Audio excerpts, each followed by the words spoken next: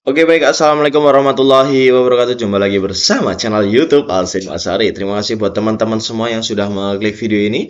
Semoga selalu dalam keadaan sehat walafiat tanpa kurang suatu apapun dan dimudahkan segala urusannya dan dilancarkan rezekinya. Oke teman-teman semua, baik, kali ini kita akan menonton sebuah video yang ini adalah mempermalukan lah, intinya mempermalukan profesor yang ada di Malaysia.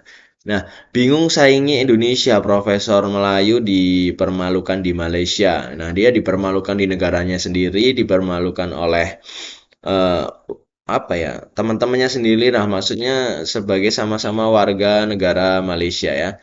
Nah, dipermalukannya karena apa ya kan? Mungkin dalam mereka menyampaikan apa namanya? Gagasan-gagasan ataupun tentang sejarah-sejarah Melayu atau sejarah Malaysia itu ngaco atau gimana gitu ya. Oke, biar kita lebih jelasnya langsung saja tonton videonya ya teman-teman ya, biar tidak kita salah paham. Tonton video ini dari awal sampai akhir dan langsung kalian nanti kasih tanggapannya. Keturunan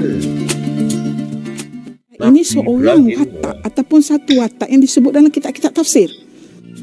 Ini nih. Kemudian, doktor kelihatan cuba menafikan perkaitan bahawa orang Melayu ialah penutur Austronesia. Yang saya lihat di dunia Melayu ni, kebanyakannya orang membuat klaim-klaim sejarah sedemikian kerana dia nak mengajukan orang Melayu ini hebat. Orang yang Hebat. Orang Melayu hebat. kehebatan bukan bererti ada Borobudur, ada Prambanan, ada masjid besar. Bukan. Orang yang kerja di Hai guys, jumpa lagi. Kali ini kita masih membahas kacaunya sejarah di Melayu Malaysia. Rupanya klaim seorang profesor Malaysia bahwa kaum Melayu adalah keturunan Nabi Ibrahim mendapat kritikan keras dari orang Malaysia sendiri. Sudah Banyak 11. sekali ahli Malaysia yang mempertanyakan hal itu. Berikut ini salah satunya. Yuk kita simak ya. Oke.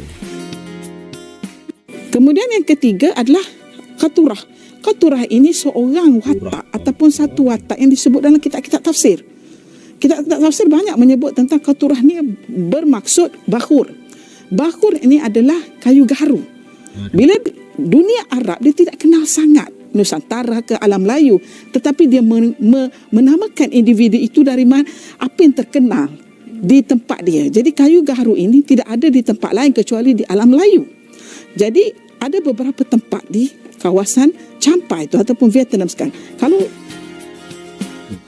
tentang kritikan-kritikan pada seorang pensyarah bahasa Arab yang kerap bercerita tentang hubungan bangsa Melayu dan juga Yahudi. Bahkan dikatakan bahawa orang Melayu ini berasal daripada nenek moyang daripada isteri ketiga Nabi Ibrahim yang bernama Keturah. Ditulis oleh Helmi Effendi. Helmi Effendi sebut kepincangan dalam kertas kajian Dr. Salihah. Ada macam-macam blog Dr. Salihah petik sebagai sumber kajian. Antaranya dalam percubaan beliau nak membuktikan bahawa kapal Nabi Nuh berusia sekian-sekian, tetapi beliau petik daripada sumber blog moflick.wordpress.com. Kenapa blog macam ni boleh terlepas masuk dalam kertas kajian doktor? Juga di bahagian rujukan, doktor meletakkan Wikipedia dan Britannica sebagai sumber bacaan. Seharusnya sumber blog, wiki dan Britannica ditolak dalam pengkajian. Doktor sebagai pensyarah yang ada PhD tak akan tidak memahami tentang penting sumber dalam penulisan ilmiah. 2. Kemudian, doktor kelihatan cuba menafikan perkaitan bahawa orang Melayu ialah penutur Austronesia. Saya mengalami kesukaran untuk mencerna hujah doktor. Antara hujah doktor ialah dengan menimbulkan pelbagai teori asal-usul bahasa Austronesia ini untuk menafikan bahawa orang Melayu bertutur dalam bahasa ini dan merupakan orang Austronesia. 3. Saya menjangkakan doktor mempersembahkan kepada saya penafian dari sudut ilmu linguistik misalnya. Cuba memisahkan bahasa Melayu dari rumpun Austronesia dan sebagainya dari sudut fonologi, morfologi, perkongsian kognat, suku kata, persamaan pembinaan sintaks ayat yang menjadi identiti bahasa Austronesia. Tapi sayang, topik ini tak disentuh pun yang seharusnya disentuh kalau doktor nak mencabar asas bangsa dan bahasa Melayu ialah penutur keluarga bahasa Austronesia. Malangnya doktor cuba mengaitkan orang Melayu dengan orang Aryan atau Timur Tengah sambil menyelitkan kisah Keturah yang dikaitkan dengan Champa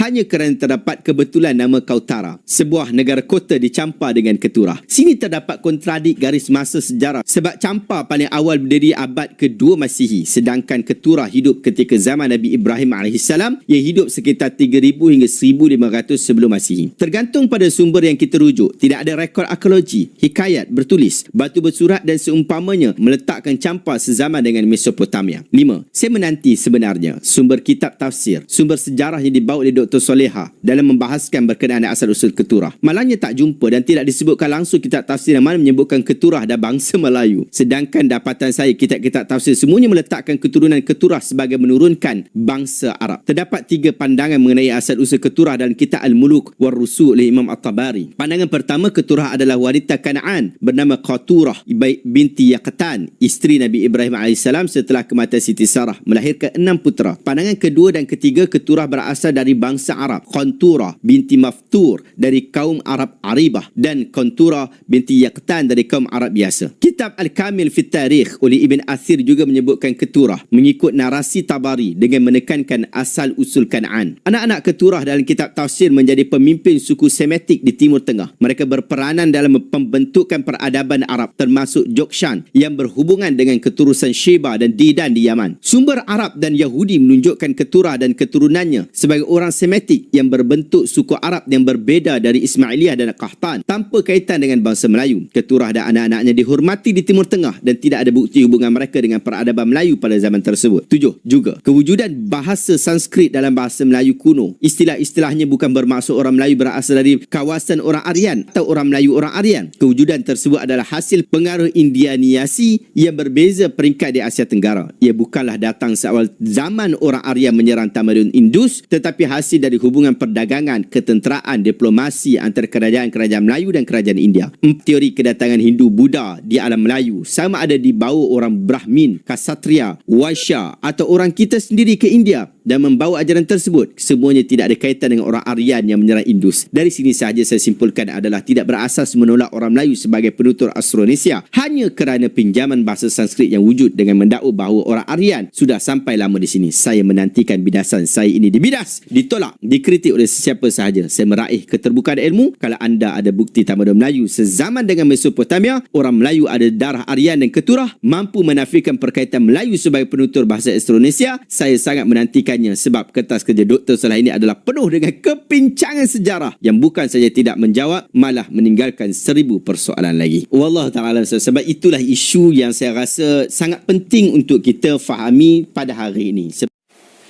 Begitulah guys kritikan keras terhadap Profesor Malaysia yang diduga telah melakukan pembohongan sejarah. Selama ini kami juga melihat bahwa kaum Melayu Malaysia seperti mengalami krisis identitas.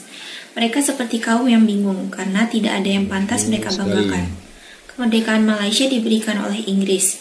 Bahkan negara Malaysia pun seperti dibuatkan oleh Inggris. Dan sekarang bahasa kebanggaan mereka, bahasa Melayu juga tak bermartabat.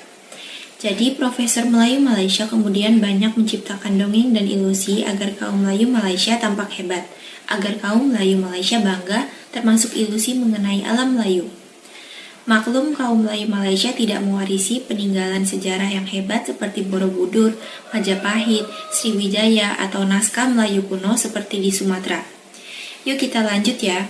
Oke, Kerana kalau sumber Israeliat mengatakan yang Nabi Yusuf ada 4 orang isteri, so what? tak ada masalah.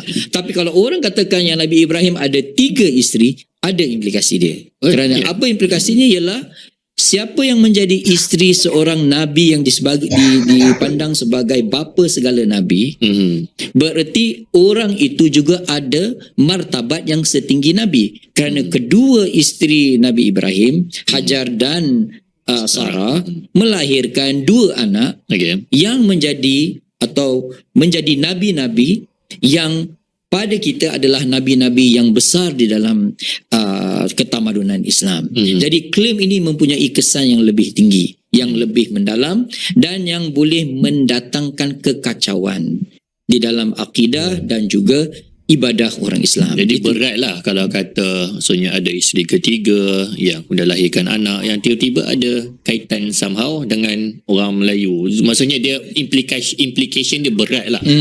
Jadi ini yang satu perkara yang saya nak tekankan ni selain daripada sejarah. Kerana sejarah ini juga boleh dijadikan sebagai satu ideologi. Apa yang kita panggil sebagai ideological history. Ideological history juga boleh menjadi ideological traps. Okay. atau perangkap ideologi. Yep. Apabila orang menceritakan perkara-perkara seperti yang tadi kita katakan lah, maybe we should move away from this kuntura debate. Tapi pada saya, apabila orang keluarkan cerita-cerita sedemikian, mereka sebenarnya bukan mengikut metodologi sejarah, tetapi mereka mengikut cita rasa ideologi yang mereka ingin paparkan kepada masyarakat. Dan di dalam banyak wacana-wacana yang saya lihat di dunia Melayu ni, kebanyakannya orang membuat klaim-klaim sejarah sedemikian kerana dia nak mengajukan beberapa perkara. Okay. Pertama, dia nak mengajukan bahawa orang Melayu ini hebat.